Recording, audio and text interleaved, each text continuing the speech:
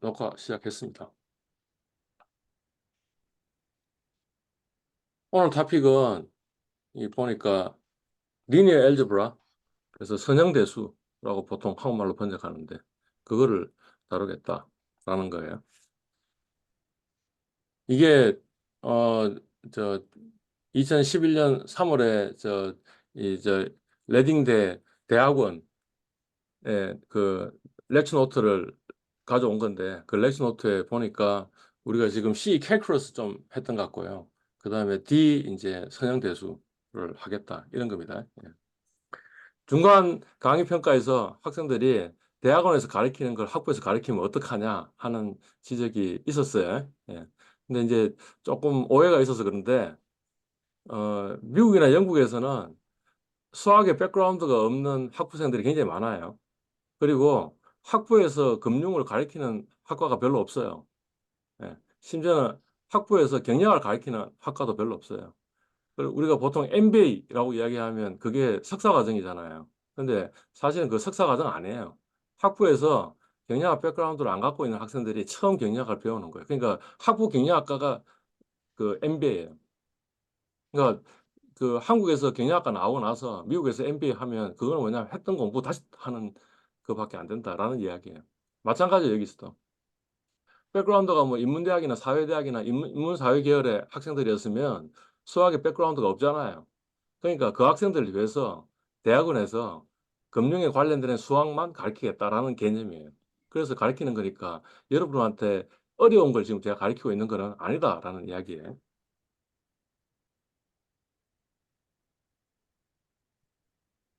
그래서 첫 번째가 보니까 매트릭스 엘즈브라, 그러니까 행렬 대수네요. 그죠? 예. 리니어 엘즈브라라고 이야기해놓고는, 서형 대수라고 이야기해놓고는 그다음에 막상 가르치는 거는 매트릭스 엘즈브라 행렬 대수예요. 그 말은 뭐냐 하면 서형 대수의 상당 부분은 행렬로 뭔가 문제를 풀 수 있다라는 이야기예요. 행렬 아니고도 문제를 풀 수 있는데 그거는 사실 풀 수 있는 그 대상이 굉장히 제약적이라는 거지. 실제 계산을 못하고. 그러니까 대부분은 행렬로 이 문제를 풀 것이다라는 거예요. 행렬 학부 때 배웠어요. 고등학교 때. 홍진병 씨 캠을 조정해서 얼굴이 좀 나오도록 만들어 봐요. 음. 고등학교 때 행렬이라는 걸 배웠어요, 안 배웠어요? 안 배웠습니다. 저는 고등학교 때 행렬을 배웠거든요. 그러니까 행렬은 고등학교 과정이었는데 지금은 고등학교에서 안 배우는 거다라는 거예요. 예전에는 고등학교 과정이었는데. 그러니까 달리 이야기하면 행렬을 배우는 것도 그렇게 과하게 대단한 수학을 가르치는 게 아니다라는 거예요. 어, 요것도 뭔지 아직 지금 설명 안 했는데 하여튼 덧셈 뺄셈도 있고요. 곱셈도 있고요. 그 다음에 뭐 트랜스포즈가 전치인데 트랜스포즈는 이제 행렬에만 있는 거고, 그 다음에 뭐 역함수 하는 게, 역행렬 하는 게 있는데 역행렬 하는 것도 우리 함수, 역함수 알잖아. 그죠? 그 다음에 이 2의 역수가 2분의 1이잖아요. 그러니까 그거와 똑같은 개념인데 행렬에서 그런 개념이 있다라고 생각하시면 될 것 같아요. 이거를 금융에서 왜 이걸 배워야 되느냐? 금융에서 이런 활용들을 하고 있다라는 거죠. 첫 번째는 뭐냐면 분산 공문상 행렬이라는 게 있는데 이거를 이렇게 이 뭔가 만칠 때 행렬을 알고 있으면 좋겠다라는 거고요. 두 번째 거는 우리가 이미 한번 본 적이 있는 것 같습니다. 뭐냐면 어떤 포트폴리오에 뭐 분산 계산할 때 아니면 포트폴리오의 평균 계산할 때 행렬로 계산하면 훨씬 더 쉽다 이런 겁니다. 그다음에 또 옵션의 이 위험을 이렇게 관리하려면 그러면 역시 마찬가지로 이 행렬을 알고 있으면 좋겠다라는 거고요. 네 번째도 아마 여러분들이 한번 해봐야 될 것 같은데 이 뭔가 수익률이 서로 상관관계를 가지고 있는 두 수익률이 있다면 그 두 수익률 뭐 이를테면 코스피 수익률하고 삼성전자 수익률은 서로 상관관계가 있겠죠. 상관관계가 0은 아니겠죠. 상관관계가 있을 때 그럴 때도 그 데이터를 뭔가 이렇게 끄집어낼 수 있는데 시뮬레이션이라는 개념을 좀 아직 설명 안 했는데 끄집어낼 수 있는데 끄집어내는 것도 역시 마찬가지로 이제 이 행렬 연산을 알고 있으면 안다. 뭐 이런 겁니다. 우리 챗GPT 알잖아요. 그죠? 근데 챗GPT도 알고 보면 행렬 연산이다. 뭐 이런 겁니다. 예. 그 전통적인 그러니까 챗GPT 이전에 지금 어느 누군가가 마이크하고 스피커의 위치가 가까워가지고 지금 제가 이야기한 스피커가 본인의 마이크로 가서 다시 지금 저한테 들리고 있거든요. 그래서 마이크하고 스피커의 거리를 좀 떨어뜨려야 되는데 아니면 마이크를 지금 꺼야 되는데 어느 누군가가 지금 이제 안 들려요. 그죠? 오케이. 그럼 됐습니다. 어, 이 챗GPT 나오기 전에 이 뭔가 이 언어 모델 같은 경우에 어떤 거냐 뭐 이런 이야기예요. 예. 그래서 예를 들자면 I want to go 그 다음에 괄호가 있는데 이 괄호를 채우기를 하고 싶단 말이죠. 그러면 지금 앞에 go가 나왔잖아요. I want to go가 나왔잖아요. 그러니까 go 다음에 뭐가 나오는 게 좋을까라는 걸 우리가 이제 해야지 그게 이제 언어 모델이거든요. 그러면 어떤 세상에 있는 우리 데이터들 중에 그 다음에 나온 단어가 뭔지를 찾는 거죠. 그래서 이를테면 홈이 나오기도 하고 투가 나오기도 하고 해서 이런 것들이 쫙 있다고 생각해 봐요. 근데 그 중에 가장 많이 일어난 게 뭐냐니까 홈인 같아라는 거지. 그러니까 그 괄호 안에다 홈을 집어넣어주는 그게 전통적인 이 대형 언어 모델에서 쓰던 접근법이라는 거예요.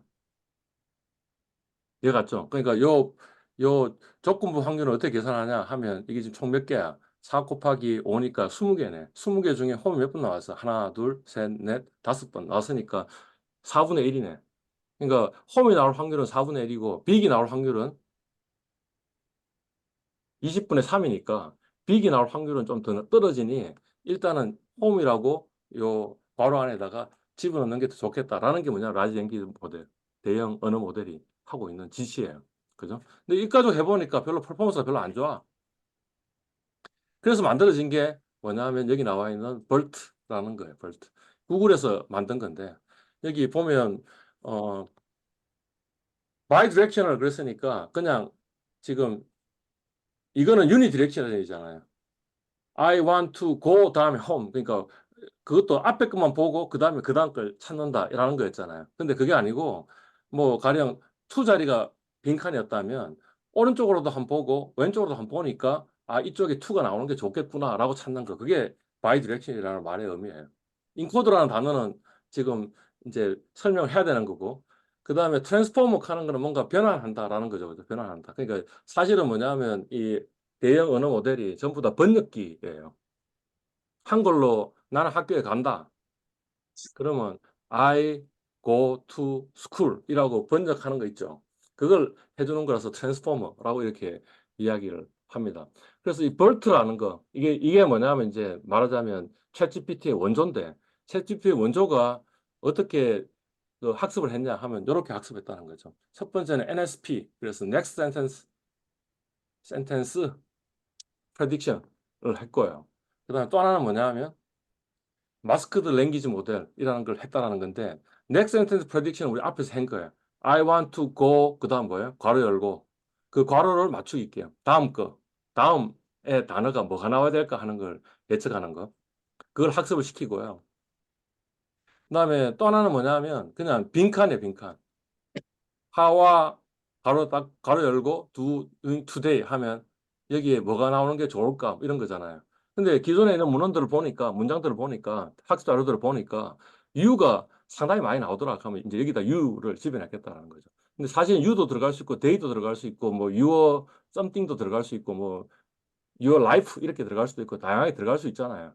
그러니까 뭐냐면 기존의 문헌 기존의 글자들이 쫙 문장들이 있는데 문장 중에 괄호 중간에다 가로를 딱 맡겨 놓고 그러면 우리 답을 알고 있잖아. 답을 여러 개 알고 있잖아. 알고 있으니까 그 가운데를 메꾸는 걸 학습을 시킨 거예요. 학습시킨 게 하나고 또 하나는 뭐예요? 맨 마지막 앞에는 놔둬놓고 맨 마지막은 괄호 해놓고 그 괄호를 맞추는 걸 학습을 시킨 거예요. 그걸 보고 뭐냐면 next sentence prediction이라고 이야기하고 그 다음에 가운데 가로가 있으면 그거를 뭐냐면 마스크드 러닝 모델 이렇게 이야기를 해요. 그게 이제 그 볼트의 첫 번째 아이디어이고요.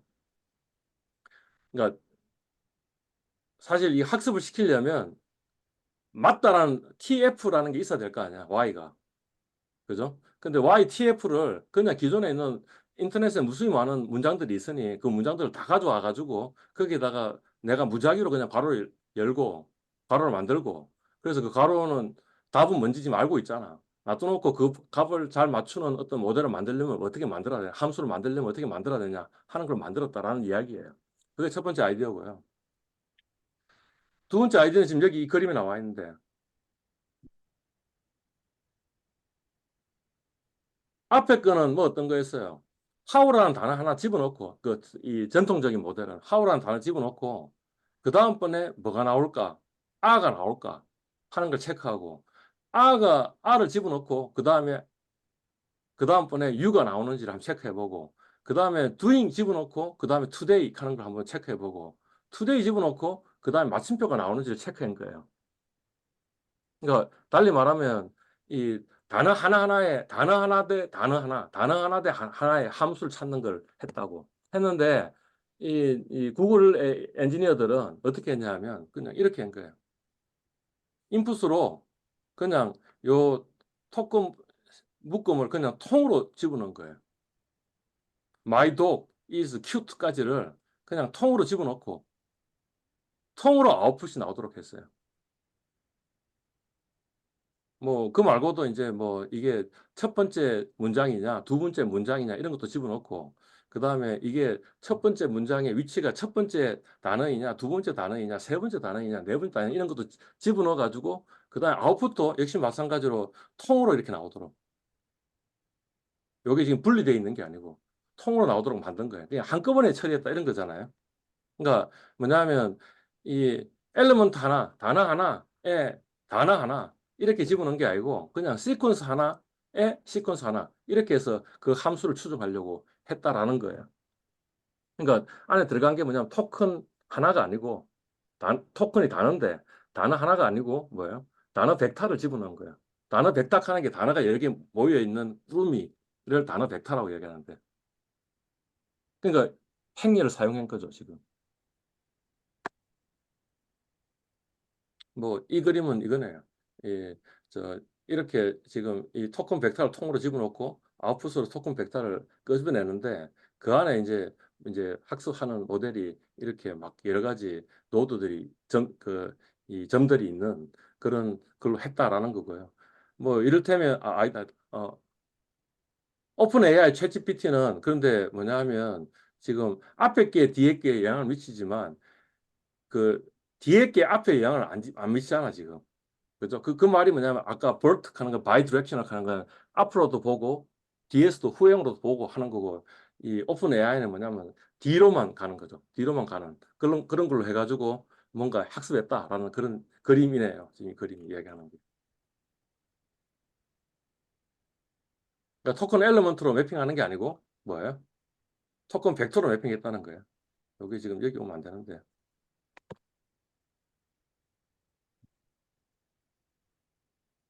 오케이. 그러면 전통적인 방법하고 볼트의 이 차이가 뭐냐 하면 이런 거예요. 그냥 이제 문장으로 예를 들면 이런 거예요. 문장의 의미가 언어나 아니면 맥락이나 분야에 따라서 문장의 의미가 굉장히 달라지는데 예를 들자면 이 책은 졸립다 하고 이 침대는 졸립다 하는 그에 둘 다 동일하게 졸립다라는 단어가 들어갔단 말이야. 그죠? 근데 이 책은 졸립다에 이 책에 대한 우리의 느낌은 뭐 어떤 거예요? 좋은 거야, 나쁜 거야? 이 책은 좋은 책이야, 나쁜 책이야?